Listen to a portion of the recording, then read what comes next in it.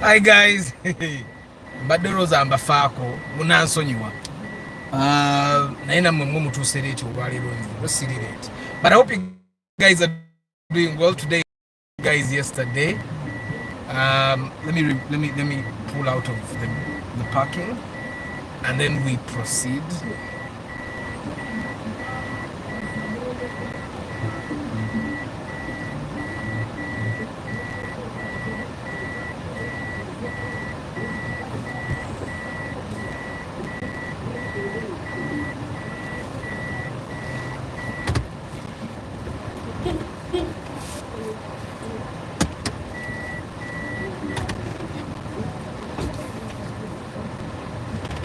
So today, I've finally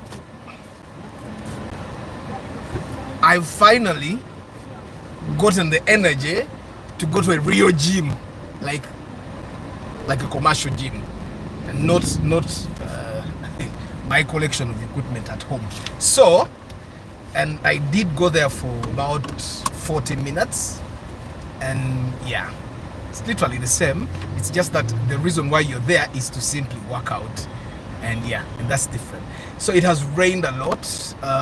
You see how I'm doing like this? It's because I think I kind of worked out more than normal. So, and then normally I work out after the broadcast, and today I've worked out before the broadcast, so I have to like reaching out is still hard. My muscles are still swollen.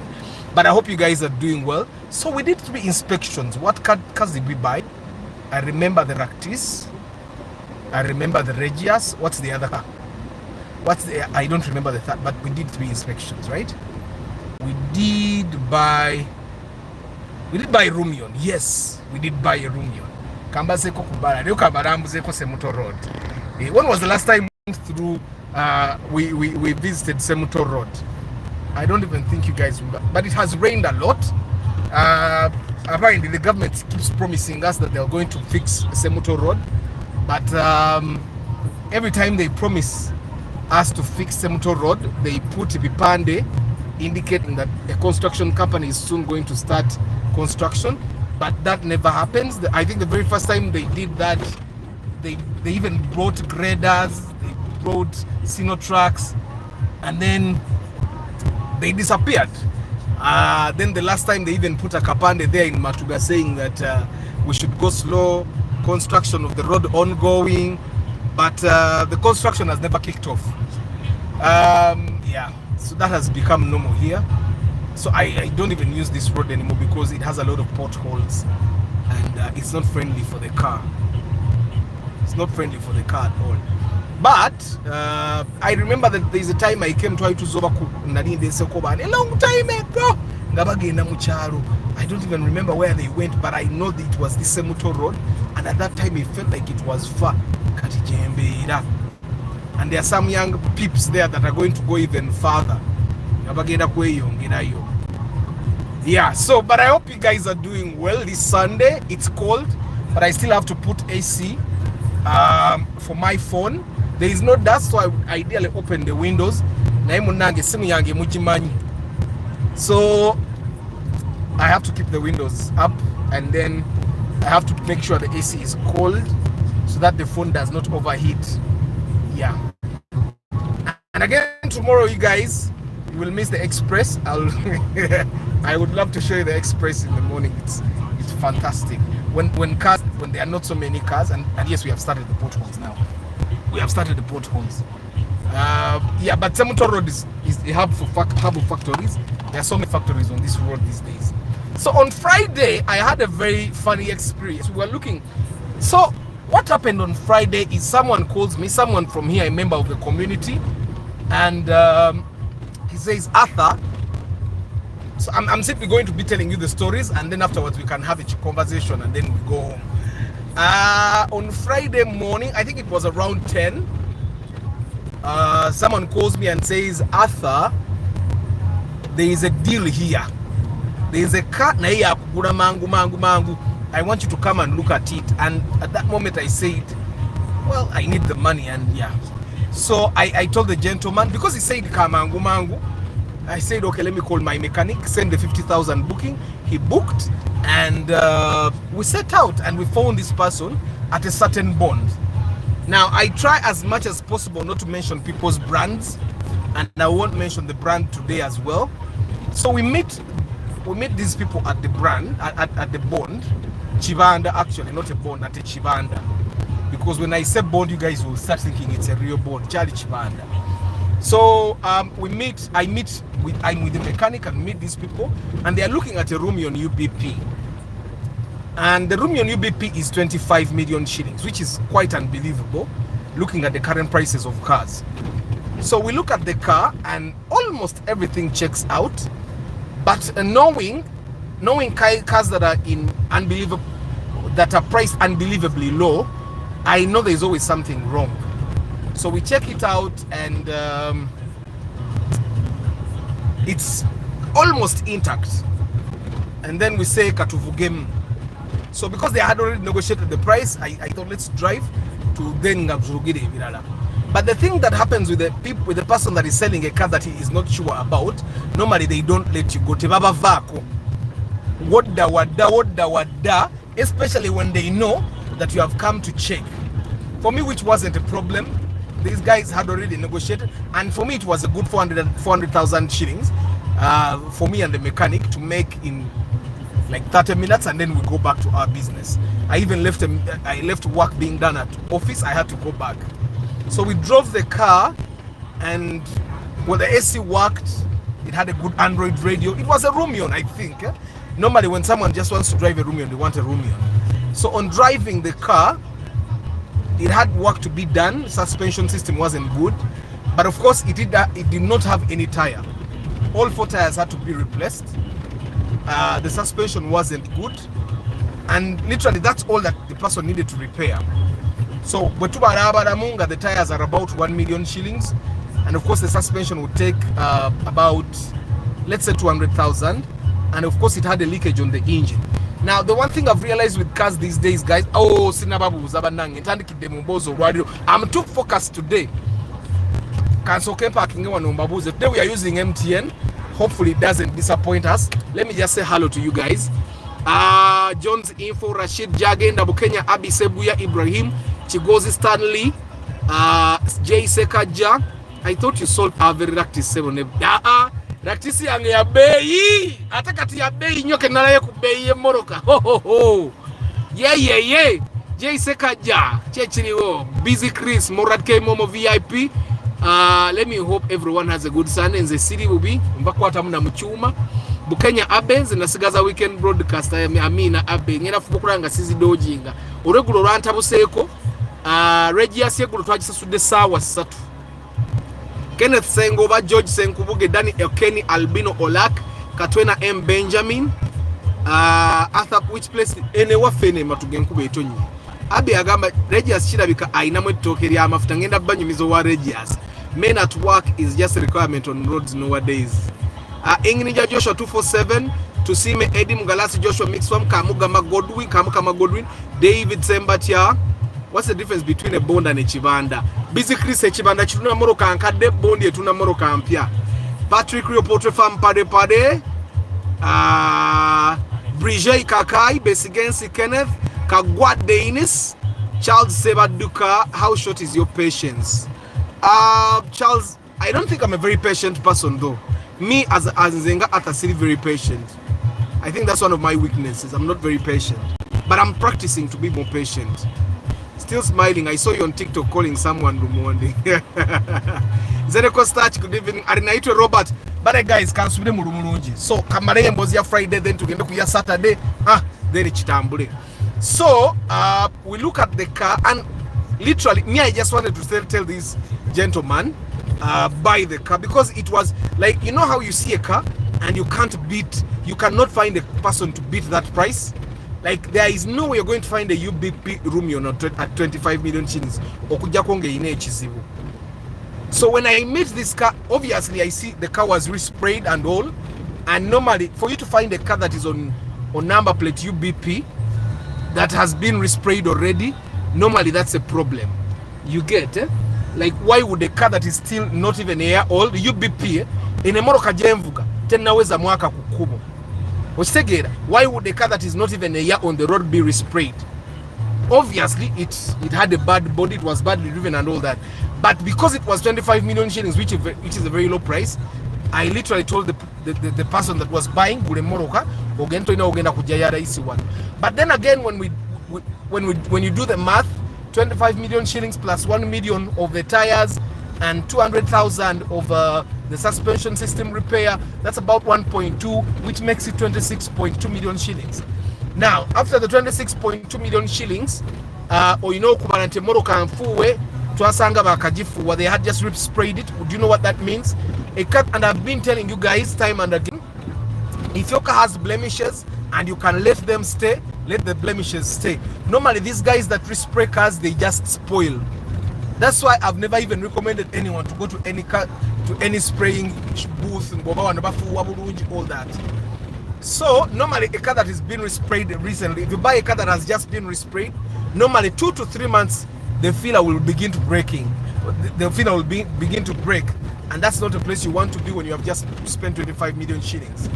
So apparently we agreed with the person that was buying, and but now the trouble was here. In that very bond, there were like, I think 2 to 3 brokers in the bond that wanted this person to buy in. As a matter of fact, I think they thought it was a deal done, because before this person calls me to inspect, they had seen the car and liked it, and they told the broker they were going to bring money to pay. So the broker was very sure that these guys were paying. So seeing that I'm in the picture now, inspecting their car and pointing out the things that are not okay, makes me a sabotager. You get it? So, and of course I knew, then people started checking the car, which for me tensed me up, because I did not want anyone to take this car if we were taking it, because it was at a very low price. So when I talk to this the buyer, I tell him, but there are people that are selling a new Rumion at 29 million shillings.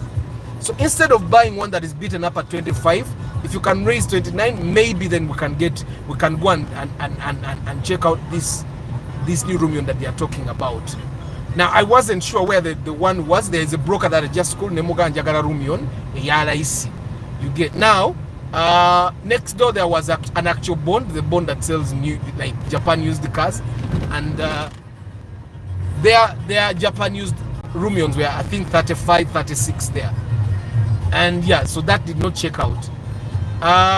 And our maximum budget was 25 million shillings.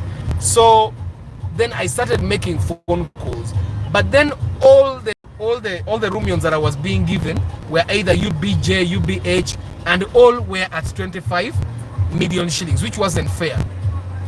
Jagara gono greens na yenze bateronda mweronde mu omwangu zabi ya red no mulalo omwangu zeri ya ati we muteronda ko sigenda gura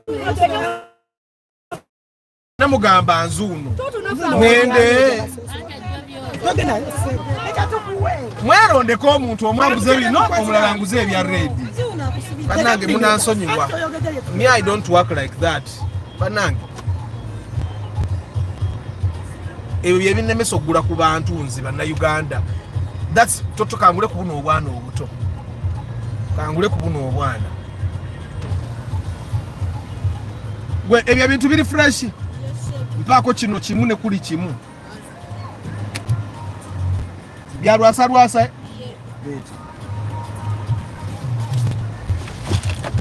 Negwinga sina sente. Zirazeyo. Aha. Mayuni nina gwe. So kulitinusuka nana. Ndio kenkwezi. Bade manyina change. Wait. Like nina. Aha, zizi.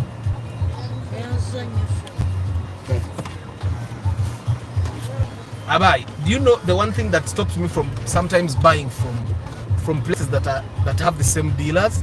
I don't like to be given eyes that guilt trip me into saying tonguze koli wampi sambi. And people like that sometimes do it. Like if you buy from one person and not from another, then the other one will give you, I say tonguze ko, like should I buy more than I need? You get Charles Sewaduka network YMB. Michael Chris Mwonge Church Roseguya Ibrahim. What's up? Starch. Guys, like the broadcast, your 45, we have only 20. This factory looks nice. Look at that. That's blue. I've not seen this before. They have just put it here. Now, you see, this factory is in a wetland, but I am sure this is why factories are built like this. So, chirabai, tebazimbi samatafari, most times, factories what tebazimbi sebi ebintu to temporary. I think that's like the requirement by NEMA. I think when they say you can get a license to build in a wetland, maybe in a wetland, you're not supposed to build like permanent things, yeah. So I then make phone calls. Then I made phone calls to get a few options, and then some options that were being given to me were maroon, black, and the buyer did not like black or maroon, and then the buyer did not like white. For the guys that saw the Rumion, then I'm sure you have realized that the Rumion is white then, and it's brilliant white. So, but the buyer was scared of buying brilliant white. He wanted pearl white. He didn't like black. But then someone told me, someone has a Rumion, still UBP, 27 million shillings. We should go check it out. It was white. We almost did not go check it out because it was in Namugongo and it was white. But then personally, I did not have options at all. Like that was the only option everyone was telling me. All the brokers that I called were telling me the same car. So we went and we drove. We were in Nakawa, by the way. So we drove from Nakawa, went to Banda. We found the gentleman who sold us the Rumion there. And the Rumion checked all the boxes. It had a faulty bush. I want to call it a faulty bush or a blown out bush that needed replacement. And and so it checked out. We tried to bargain, but the person was like, that's my final price. And then we bought the Rumion. And that's how we bought the Rumion. Now the question would be, Arthur, why didn't this person top up 2 million to get the new Rumion at 29?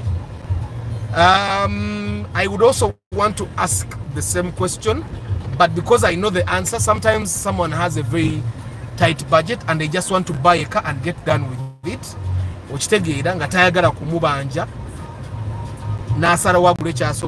then again, the UBP is still new.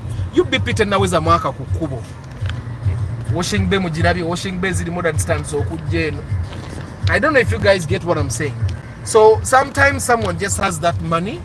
Kubanga, even the 2 million that we topped up to make 27, the budget was actually 25. A million. So I try to understand. I try to put myself in their shoes. Yeah, ayagala Rumion nenga ate empya. Kati atabagenda gena mabanja. Oli bwabala mule moroka milioni 29. Bwabagenda jiguza banja kitegeza agenda jiguza 3.32. You get, guys, this is Semto Road. We are off-roading. So if you have tourists and they want to go off-roading, so that's the Rumion. And then, guys, before we went to buy that Rumion, one of the brokers from that Chibanda sent a voice note to the buyer telling them that I asked them for money. There is nothing like someone trying to tarnish your name. It was a lady. So the lady sends the person that called me to inspect a voice note. I wanted to go back for that lady to tell me how I asked them for money. But then the buyer told me I had to tell you. Because I was standing with the buyers, the buyer and his friend, and there was this dude that pulled me aside telling me, yogera niba na abantu bakuwe sente, emoroka abantu bagitwale, emotoka simbi, you get, and these are the things that we get. You get, like emitwala bigatte milioni z'omuntu 25, because the Rumion that I'm talking about that we didn't buy, the body was done and poorly done. Emoroka ruwe moroka jogula milioni 25 nayenga gobono yagalo jitu na bagenda jigule milioni 15. It was that Rumion. The body was badly done. And for the guys that are going to buy cars anytime soon, if you're going to be buying a new car, a car that is like 1 year, out of the bond, 2 years out of the bond. Try as much as possible to buy a car that has not been resprayed. Girabe ngeriko original body. Ochitegera. Girabe ngo at least the scratches, let the scratches be there, see them, but let the scratches be there. Don't buy a resprayed car that is like less than 5 years on the road. You get. Okuja konga yeriwo. It's the only option. But if you have other options, you'd rather increase your budget a little bit and then buy a car that is not resprayed. You get. Yeah. So finally that was done, and then there is another dude that calls when we are paying, and then he calls the buyer and he says, "Oh, your TikToker, taina byamanyi bya motoka ne motoka nungi, mujje mugule motoka abadasa abasente bamumye," and all that. And I think it didn't treat me well, but I think that happens a lot. I shared with you guys some time ago, someone who is prominent on this channel, he actually still comes on the channel like every day, and we were in the bank almost paying for, there is a NUA called the NUA DX, and a broker calls him, Namugamba, I don't know what he said, that time I did not know what they said, and we are in the bank, and then the person says, Arthur, and I tell him, you know what, just refund the 50,000 of fuel so that I don't have to pay, because normally when we had made this person drive their NUA up to the bank, and then he paid, and I think that very day he went and bought another car from the very dealers, and a report I get from my mechanic was that the car wasn't very good, the car he bought. But of course then we pay for our actions, you get it? And yeah, so I've seen so many of those things, and that's why normally when I go for inspections I hide from those guys. Sagara base sagara kuogera nabo, I don't even want, because when you talk to them, then they will say, your guy answer your sent. That's why normally when we go for inspections, guys, I'm trying to keep my distance so that those people don't tarnish my brand simply because I talked to them. Which again, I try to keep my distance, and I think that day for me confirmed why I should try as much as possible to keep my distance when I go for inspections. So that's the story of the Rumion. Then on Saturday, was it Saturday? Huh? No, the other one was, yeah, the Rumion was Thursday. So the Ractis was Friday. Sorry, I had like mixed up the dates. So on Thursday we bought the Rumion, and then on Friday, the Friday person, the Ractis person, had booked me a long time ago, and I think I remember telling you guys that this person booked me. He wants to buy a Rumion of 17 or a Fielder of 17, but I don't know. When we were chatting with this person, he sent me, I want a Ractis or Rumion of 17. I said, oh, okay, we will see, because I knew at 17 you can't get Majaragura Kasori. You can't get a Ractis at 17, a good one. You can't get a Rumion at 17. Even the old model, if it's good, you can't get it at 17. But I said, okay, we will see. So on Friday we meet in the morning with this person, and we start moving. And all the Ractis that we were being showed that day, UBH, UBJ, they were not bad. But if I can't spend a certain amount on a certain car, then I would not recommend that someone that I'm inspecting for. I don't know what it is about take kavule guys. Katufuruma town ye kavule. I would not recommend a person that I'm inspecting for to buy a car that I would not buy myself. So we see all these cars, and finally we call a certain broker and we go to their bond. And they had a Ractis, UBJ, the one we bought. Was it UBJ? Yeah, UBJ. And it was good. It was good. The Ractis we bought, there was nothing to repair. In the beginning, we thought the tires were bad. But after actually buying it, we realized the person did not even need to change tires. The tires were just small, but they have no problem. That person bought a car at 19 million. At 19 million, nothing to repair apart from AC. Ochitegeera atogo gwawadde mu kisate mujja ne munganya na million 10 na mwenda ya Ractis ingeri. gojja gifuna osobola gifuna ngo ino kyusa emipiira osobola gifuna ngo yakufuwafuwamu. I want you guys to note era emmoroka ndooza bbiri ze tuguze Ractis eyo ne Ractis, the condition they were in. I'm going to tell you about the Ractis still. So the Ractis, by the way, we see that Ractis at around 4 p.m. Nenga twatandise kumacho kunoonya. So we go to that Ractis. I think after that Ractis, we saw it we first saw it, then we got it out, drove it, and it was okay. And then the buyer negotiated, and they stopped at 19 million shillings.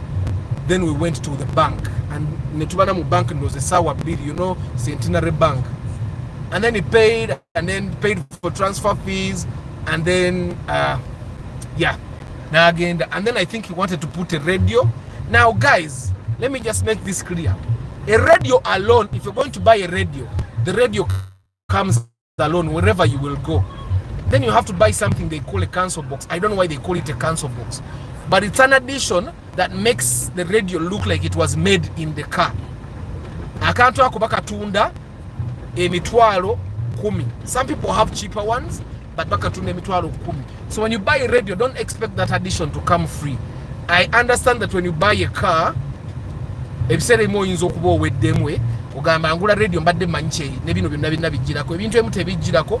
Radio bwogigula ejirako reverse camera, ejirako ne connectors, byokka bijirako, but the rest of the things tebijirako. So it's important that I make sure you understand, because sagala tali agadde nkwe mwana wa wiring ajja kuteremu ebintu akusabe an extra 100,000 ate omugambe munziba okitegeera yeah. So the person that bought a Ractis, namufuna technician namutera mu radio nga tetuna bisasula nako ka addition ka kebaita ka console box, and afterwards amaze okusasula, then he texted me nga atha munzibye akantu kano kutekeetangisa nange sikaina mu moroka yange. By the way, I refused to put it in my car because I thought 100k was too much.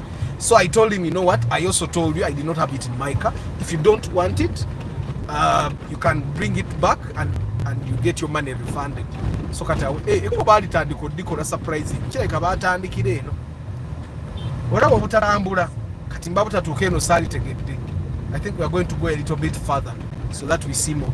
So anyway, that's the story of the Ractis. Steady Ractis teyabadde ko kyakola n'ekimu surprisingly. And the one thing that I've seen about Ractis is in the market, most people banayimo bwogula moroka mu bondi kivuge AC all the time. Wano bayitawo jagala. So if you buy a car from the bond, guys, to keep it clean inside. Nyo nenga nchafu nyo. Okay, nchafu nyo. Guys, let's keep our cars clean. Kanzo rwero nsose koza muruka nga sinagenda mu gym. Look at that. That's lovely, right? Nsose koza muruka nga sinagenda mu gym naira ngenda kuddayo wakanje oze because kati yise busy okitegeera. So I'm just going, but I'm going to spray gun it. Yeah, so anyway, that's the story of the Ractis on Friday. And then on Saturday we went ahead and bought that Ractis in the evening. So the lady that booked mweba guy, for the love of cousin ndabisiza abantu abamanyi. For the love, I'm keeping a database, by the way. I'm keeping a database. Mwe enobadde simanyi bano batandika dokole kubo. But balyongeddeyo wansi, I don't know why. Naye balyongeddeyo wansi. Katuvuge tweyongereyo ko. Mwe manje mulimpa. Mwe manje mulikola ki? Mwe manje mulimpa. So, the lady that booked, then we were talking. Initially, she wanted the new model at 10, and I told her that is impossible.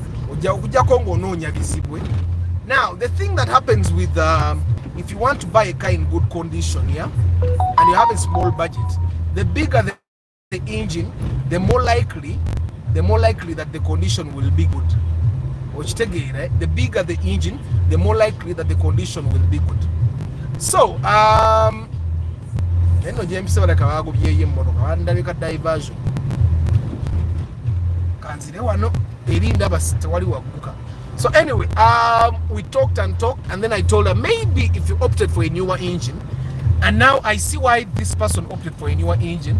For them, I find that fuel is not the problem. It's not the problem. And so Saturday, which was yesterday, we wake up in the morning, and I need my kids used to love mangoes. My kids used to love mangoes. My kids used to love mangoes. My kids used to love mangoes. So let me buy them mangoes.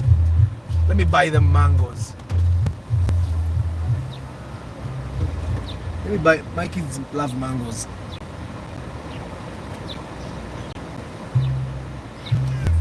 Mr. Arthur Wamagwa ahead, who appreciates, will continue booking you with the package that comes with KFC. Yoga nanga tuvao, no time wasting. Je, wali njao. Njaga ya miembo otundu otya. Atasa kwa mtualo netani. Eh? Wakulu mtualo wansitani. Anjaga ya miembe mirungi. Nga jirimu mix yejengedde, naye sagala jengedde nnyo nnyo nnyo. Eh? Kana akasoka tekalikati. Akabulo nnyo. Wakatabike. Anti katabike naye ndabanga egimu ejengedde nnyo nnyo nnyo. Kale. Kati ejengedde nnyo nnyo nnyo kisijja oba osinzaamu. Nga naye si mibisi nnyo, sijikaawa. Kale. Omutwalo eh? Kale guys. I have realized Toyota Alex and Ranex will continue cost between 15 to 20 million. What makes these two unique compared to other similar salons? You guys like them. It's the forces of demand and supply. So if lots of people like a certain car, it will be popular. So people will continue, will hike the prices. At how much is a Chikumi by Chikumi that way? And hey, and by the way, Benjamin, I have someone that has 2 plots on sale. Zidi atano kuchukumi bidi za byapa webiri ayagala milioni luli bali bamuwako milioni 15 nga bamugula bili mu bili nagana bayagala milioni 26. That's 13. Yeah, bili mukaga. They are together like this. They were wasted. I really appreciate the episode. Always look forward. How would you also rate the X20? Not bad. Subaru kasoja nga yingi ni namu ulatezina buzibuze Toyota. How much is the radio? They are cheap radios, but me, I don't put cheap radios in the car. I don't. Did you inspect a Caterpillar? No, I did not say it. I just put that thing to grab your attention. Yesterday we were inspecting Regia says super customs. Can subira mironji bajiba mimi ngenda kudda. Eh? Mironji se. Baka bera kinna bala bako customs sibo obubera muti. Ntabise tawe dijjem. Siganye yani ka customs muntu mwaka bera kasibeka dagero tuke waka. Nga byatabuse dda. Nze nja kudda. Kale guys katika tudde kubbala. Martha Marisa chechiriwo. Arthur, how are you? Toyota Town S za sent in meka. Lwaki toyongedde sendo ogula LF Town S muguleko obumotoka. I know you guys like it's tempting for you to want to buy the Town S's na ye. If you can avoid kale katudde kubbala. Era no mulaba situukangayo. Era mwe munsosezza okutuukayo. Naye mmwe kirabika sizoni y'embiyembe etuuse. Nindako. Mulowooza wano si wenyina okuyitira okudda ewange. Wandiba nno nga wano wenyina okuyitira. Ewa! Mukama Katonda ne Yesu mutabani we. Eno wali ekkuba erituuka ewange naye lowooza siryerabidde.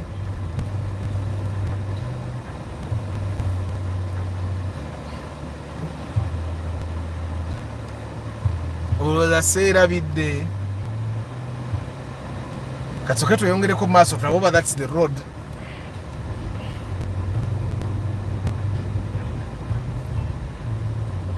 No radios don't have front cameras. If you want a camera that records the front, you need to buy a dash cam. Yeah. So,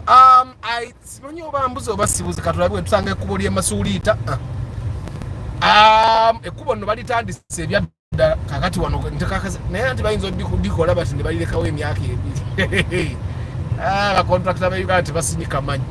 So anyway, ndabika mbuze sekajja ndabika mbuze ge mazima naye I'm going to find my way. Nina wendabira kati wendaba ino nga tewadduka nga nkomawo kati kyegiza kayaka kuba kemuseko ekantwali ewange. So anyway, so yesterday we met with this gentleman that is very interesting. This gentleman told me he has a BMW with a V12 engine, 9,000cc. Oh, my guy, it's exciting. And he's going to take me to see that vehicle. Agenda kuntwala, and I'll do a review. Yangambe morokambu okutambula mala tekamu lita bisatu. I know, of course, but he's going to take me to see this car, and he's going to introduce me to a lot of guys that have monster vehicles in Kampala. I hope that works out. So, and I went and saw the other collections this person has. They have a Crown that is on UAU that has never been driven, like ever. Crown yediku UAU, but it nabuze. Amazima goga like gari inti nabuze ngenda kudayobuze. So you guys, sinabula. Ntuse wenchamira badde manyimbuzi.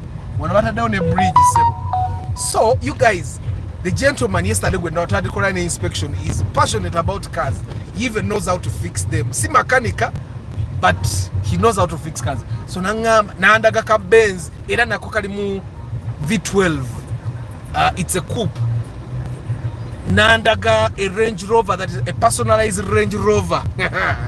You guys, the people that bought a Ractis yesterday kati mucha roza kubya mafuta bemulire moroka zebalina. So Ractis ya kugenda mu kyalo kutwala bintu mu kyalo nabe bavugeko mu kyalo okitegeera. So I think baade tebamanyi moroka ziri budget ya wansi je ziri. That's the only reason they hired Arthur to like oba tebamanyi kansoke batwale malake ekigende masulita yoke tukome okubancha amira wanonzi nyama kuba gagende wange mwe bantu mwe nyama kuba gagende wange manji. So we wake up in the morning, we meet this gentleman, and we had some very interesting conversations. And so this gentleman, I think he's in his 50s. He did a course called ethical hacking. I did not know there was a course called ethical hacking. Like ethical hackers, they hack with ethics. They're the people that make sure that like systems are unhackable, or that like hackers cannot go through your system to steal your credentials and all those things. Yeah, and then we had, and apparently he told me one of the most secure phones to buy is the Redmi. It's much more secure than the iPhone, much more secure than the Samsung. That's what he told me. And he's a hacker, so I cannot listen to Mugarasi Joshua, who is a farmer and a mechanic. I have to listen to a hacker. He told me Redmi is one of the safest phones. Kati mwebagaya abaye Dubai, abagende China, buy Redmi. Mbuze zili safe. The girls that share their pictures, Redmi is the safest phone. So anyway, we saw 3 Ractis yesterday. Yes, 3 Ractis.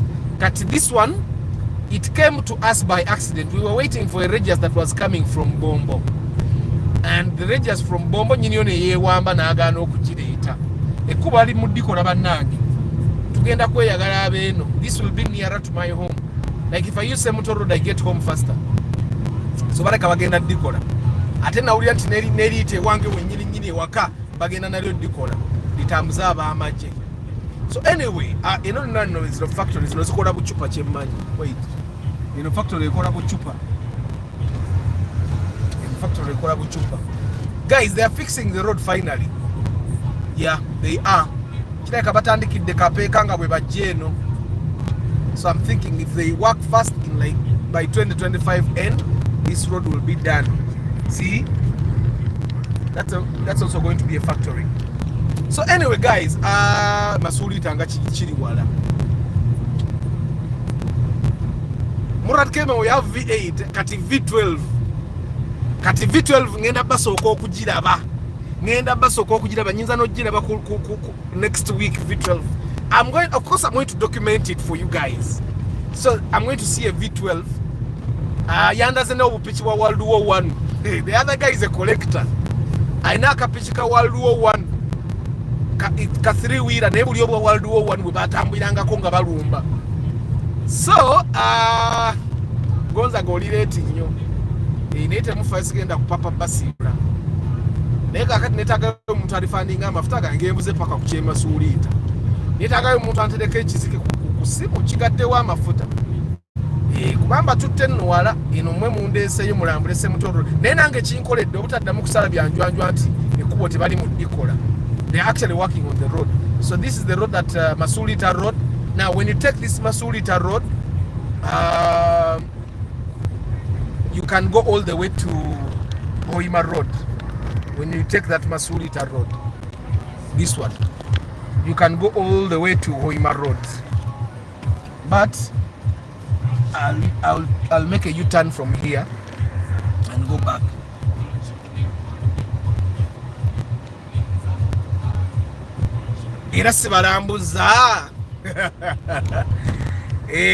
So anyway, Ractis mujiraba.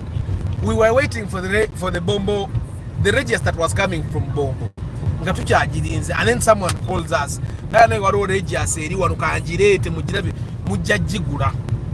So the Ractis comes and we drive and find these people on the way. And initially they wanted 11 million. That was the asking price. They wanted 11 million. Nengena nenjiraba netujivuga, like drive testing. Once I think it's the steering pump that needs to be changed only. It had all 4 tires new, not like brand new but new. It had spare tire new, engine new, gearbox new, interior just required cleaning, and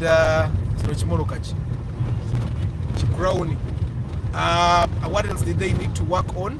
Olugi lwayo lwa masanyalaze mulabangeza Alphard. So that Ractis, it has a power sliding door. You press a button, the door opens itself. So that's the Ractis we bought yesterday and negotiated up to 9.6 million shillings. And then after negotiating, the trouble came with paying. And I've had several people here have the trouble that they limit their withdrawals to 2 to 5 million, and then you reach and you're buying a car of 20, and you're buying a car of 20, but then you cannot withdraw all the 20 million. So you can only withdraw 2 million, and then the bank limits you. So that's the trouble we got, and that's why we paid for that car late in the night. Yeah, that's why we paid for that car late in the night. And abajirese babyemu balu. Abalese moroke babyemu balu. So we tasked the owner to buy the bulbs. So that's the Ractis we bought yesterday. Those are the 3 cars that I bought in the past 3 days. And thank you guys for giving me inspection gigs. Me and the mechanics I work with, we are truly grateful. And it so happens that normally when we inspect a car with the mechanic, then the mechanic becomes your mechanic. And so abafunye customer so bakwata obulungi kiba kimukolera nnyo the inspection okujja nga mwine ekibuuzo nze kimaze. So this road is actually going to be lovely. Tugenda nno kweyagala mwabadde bagamba mbu obeera wala ate mulinde bakole n'ekkubo.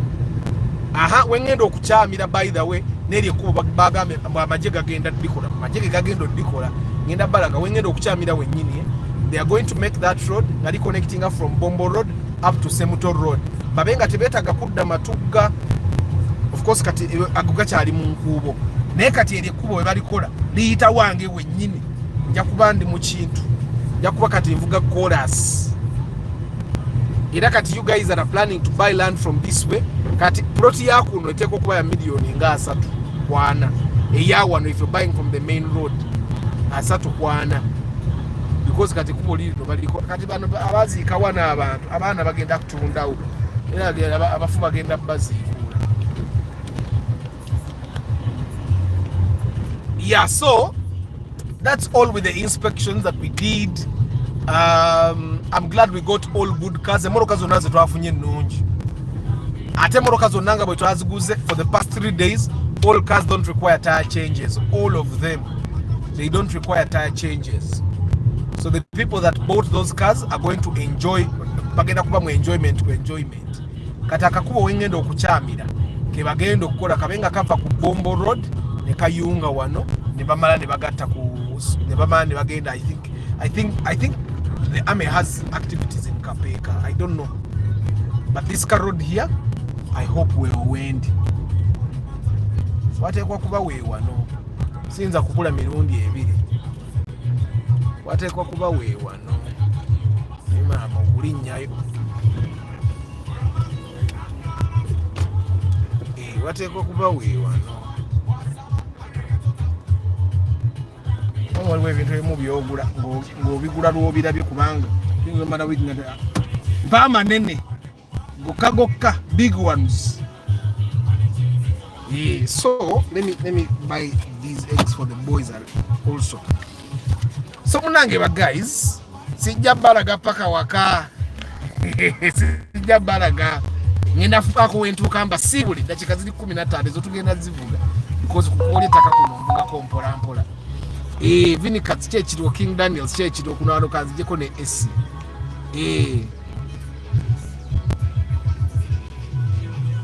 Katubadde kusemuto Isaac Mwaliye. Juma Ali chechiriwo. Jonathan, ati na ready misi camera yayo si nungi, but apparently it's a very secure phone. Mr. Arthur, you gave a good analysis of a tipper in taxi, and I'm like, your general secretary or FTC People's Party. But 18 million is a Sienta. Sienta ne wish on you so if na 18 Sienta ate wish wabana ngatobo denga ne wish old model jivuga 18 million shillings oja jifuna. Obo kanika butono ate yo Sienta ko 18 ate so jifuna nga togenda na kanika yo Sienta so jifuna nga tojja na kanika. Okitegira lwakuba surprisingly ebiseera ebimemoroka bwe tuba tetuzaga zibaawo nga nyingi omuntu okujagala nga zibula. I don't know why, but today I went to the gym, I worked out, I feel big. Remember guys, pulira ndi munene ndi heavy, it's like anetaga like, but because of time sometimes I can't go to the gym, but like anetaga every 2 weeks ngenda nekola nefuka heavy era kati mpulira ekikonde kyange nekigwa ku muntu kiti. There is a time I was with the lady that I work with. Hey, the director yogera. Yali ameka 30. Gaba 30 goka. Mutre take about 32. Sure. Bana majiga ba 30. Ebitu bya meka 55. Gaba 30. Zendwa ugule ebintu bino kati ndabika. Gaba 30. Anyway. Bwana abankubyeko nja kuna naye no waddike nno wendi nga wala okuve wange walo era kati nsubidde njagala nsange ku message nga lwanteddeko sente z'amafuta g'envuzo okujja barambuza. So kati eno yo kyemanyi wakyali ettaka kiweebwa. I have a friend that is a broker. He normally sends me like those plots. Kiweebwa ayogerayo nnyo. Wateeka okuba yo zikyaliyo ekiweebwa.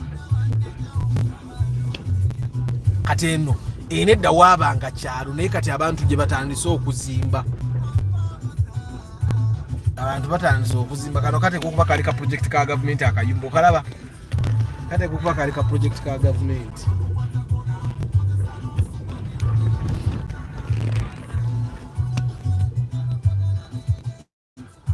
Cause aside, I have realized I can literally sing Arthur's songs word by word. Are you sure, Rashid?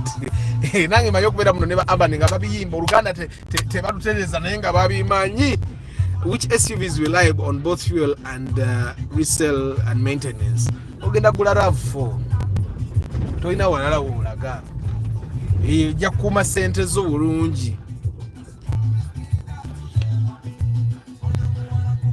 Arthur Mubedi tacha amanyina how many eggs should be in the tray. Si abigula. Football tribe. Waliwo ebintu ebimunga omukazi abigula ngo n'obyerabira. Amagi gabeera mu ameka 32. Tekitegeeza nti Mubedi just kitegeeza.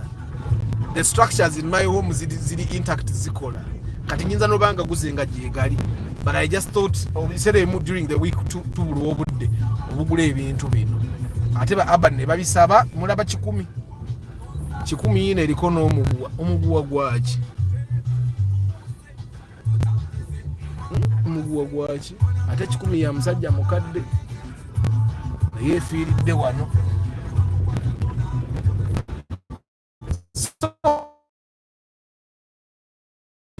tukatya ku Semuto Road but these days I don't have tulina 10 minutes mbasiibule naye mbadde ndudde okubatambuzaako kati Joshua ani kade sigwa alunda enkoko ono alunda ayinawo ne ssekoko oyo ayinawo ne ssekoko then ayinawo ne buli obuninkini bukwa buubwo ayina ebiyumba bye biwera ayina ebiyumba bye biwera kati eno wetaaga ebiyumba bingi ebya buninkini of course kati kuliko ba Rashid sobola kuboogera naye biba ayina biyitirivu ebyobuninkini gabeera 30 well done Arthur. Is Toyota Auris a good to start? Yes, Toyota Auris is a Corolla. It's a very nice car. You can start with it because any car yosanga kigambo Corolla ezo nuwa zonna Corolla eragula nuwa nze sivuga Corolla mvuga nuwa ne nuwa nayo Corolla neka nakakuba banakakola bajja batukoledde ne banakakola kweri agenda sigala bakalima bulimi nze ndo basi tuukayo naye eri ewange bakoleyo kataka ko kava eri ewange ne kajja ne kaguka wano ku Semuto Road naye wano waliwo kilomita nga 7 okuva ali ku main road okutuuka ewange waliwo kilomita nga 7 naye no wakyali yettaka oliraba eno wakyali yettaka. I'm sure you guys can still buy abatanagula oba baagala okweyongeza wakyali amataka guys can and these places are too natural. One time give us an episode of buying a Subaru. So there's much more fire. We're going to be documenting tugenda tandika with my drive of Chigege. It's probably going to happen next week. Ngenda kwevugira taxi next week. One of the guys that have taxis here ngenda kweyazika taxi ye mvuga abasabaze basasule n'okusasula. That thing is going to be documented. Bulungi nnyo. Of course, we will blur the faces of the passengers. We are recording them, but I'm going to drive from Kampala to Kayunga and then back to Kampala. Muchemba manyanga wenetaga okulonda abasabaze mbalonda wenetaga okulandulula nandule. Then we will drive that Chigege nga bwetunyumya n'omusajja avuga Chigege eyo oyo yajja tuwa permission okumurecordinga atubulire ebizibu ebibeera mu kuvuga taxi. Abagagga babanyigiriza batya natugenda binyumya nga mvuga Chigege. Yeah, so I think I'm ready now. I have the equipment that I need.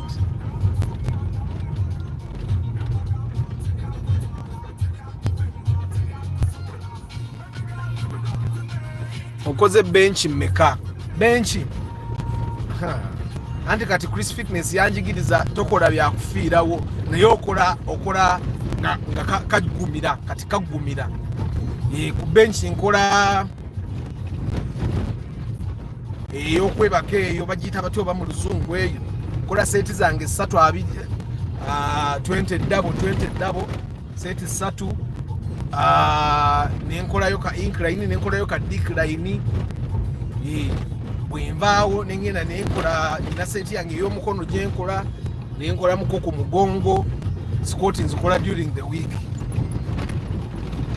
nenkola shoulder awo nenvaawo kasitanda bangangezi ngandekerawo sikola byakufiirawo kasitanda bangangezi naye kano tebajja kakola kanankumu batulimba tebajja dikola naye ekkubo ebalikola likyali ddene kubanga olaba lino ekkubo ligenda paka ngwe wali omuti gw'amasannyalaze ogwo kati wano wabi amazzi goonoona soil erosion kubanga lino ekkubo if they are to work on this road then they would need to also work on the drainage.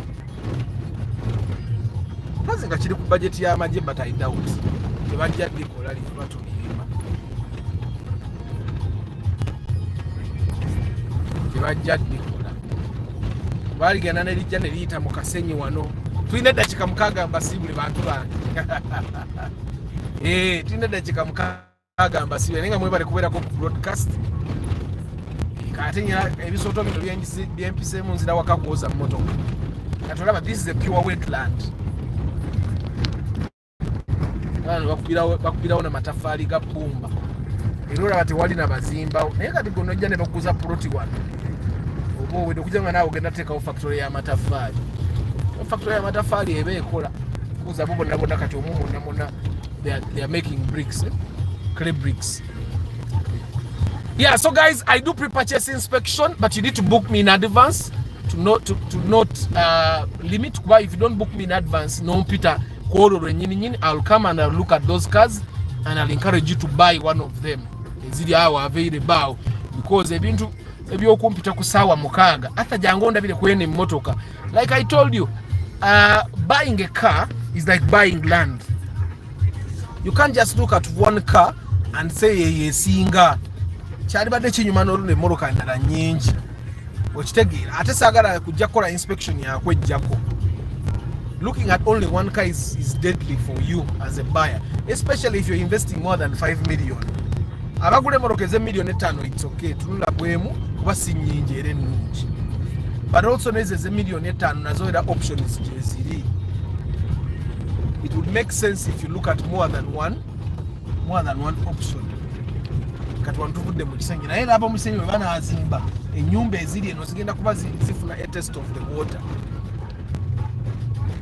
Ati ng'ongamba nti teri plot lwakuba kati okuva wali wansi okwambuka ena teri sirabayo omuti gw'amasannyalaze kitegeeza bano bo tebalina amasannyalaze. And I think that's one thing you need to look at when you're buying land. Nti amasannyalaze gantuukako ddi kuba kati bano abali ena amasannyalaze obatuukako it's going to be a very long time. A very long time. Era kati na ba solar, like that car house there has light but it's solar. It's different. Okubona abono okubere wake watali mas ate solar wafe kubatunda mu Uganda wa bichupuli. But all these guys have solar. But I've seen that some guys of Seaworth abalangat they have genuine things that I think etamalaako manguki sola atamalaako manguki muliro. Kale guys, I think we have come to the end of this broadcast. Mulaba ennyumba y'omugagga basooka ku kyalo yiri ennyumba y'abagagga bano be babanga abagagga b'oku byalo akaka orange ako be babanga abagagga b'oku byalo ne kati baabigere abaana kati balina ssente wano waliwo nooza okumanyagana.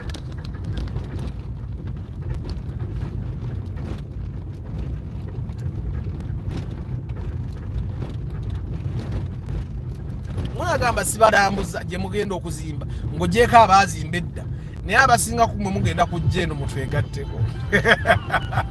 Ffe tetuganye, we are welcoming you. We won't be living in the village alone. You guys should come. After you said 50 by 100 at 13 in your area, Estach 13 ewaffe kyemanyi simanyi oba gyezina emanyi ez'oyo bbiri ez'oyo because is one person we have inspected for before.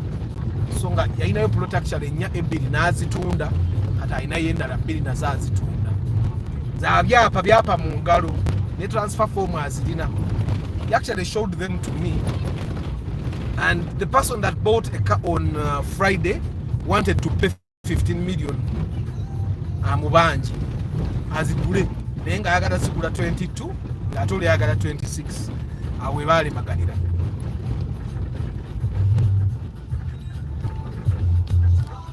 Bubbi bwa umeme mabega no wali emmoroka njagala basi bulira wano naye emmoroka endi emabega mpitaako ogende. Kale guys, njagala basi bulira wano so that mbonyebonye ne solar in our village. Solar mubi ku bubbi bwa umeme invest in lithium ion battery powered solar. Lithium ion kati nzaawula ntya? I need to know names of Bombo Road and named by miles and kilometers, because we have kutano ku 17 ezo mailo Arthur, how come we do not have different octane levels in fuel? We do. If you want good octane levels, good fuel from Total or Shell. Kale guys, ndi mubasibula kati. Mumulinde episode ya V12, BMW V12. Oba yagiyisa ati erinnya bannange.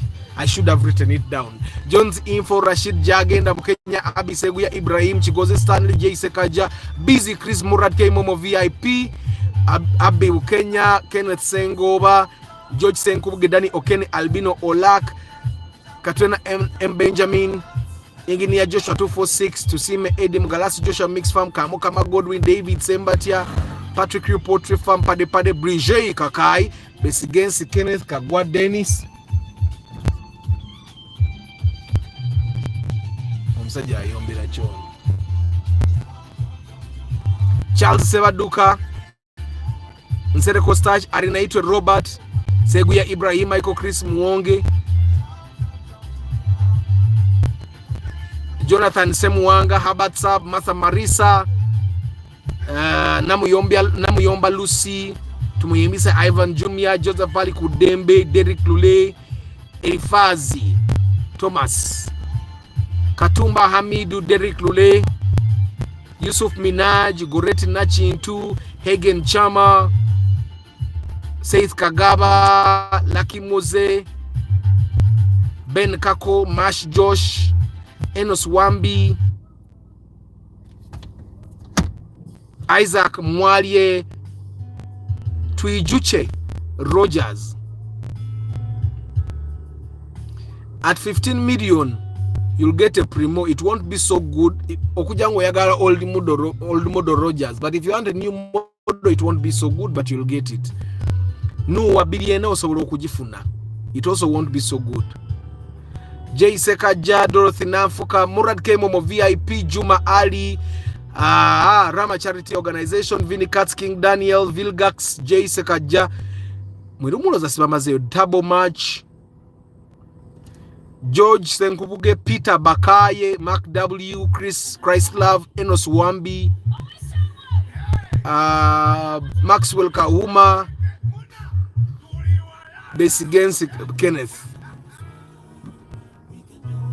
Lithium batteries applied. Oh, I'm going to research about them because in the backup power system we wange. Amasanyalaze ga umeme olumugagenda. Abana benda kuzitemanya enziki zaffe twakulanga enziki situgimanyi nga amasanyalaze we even know the program kumande kwegali.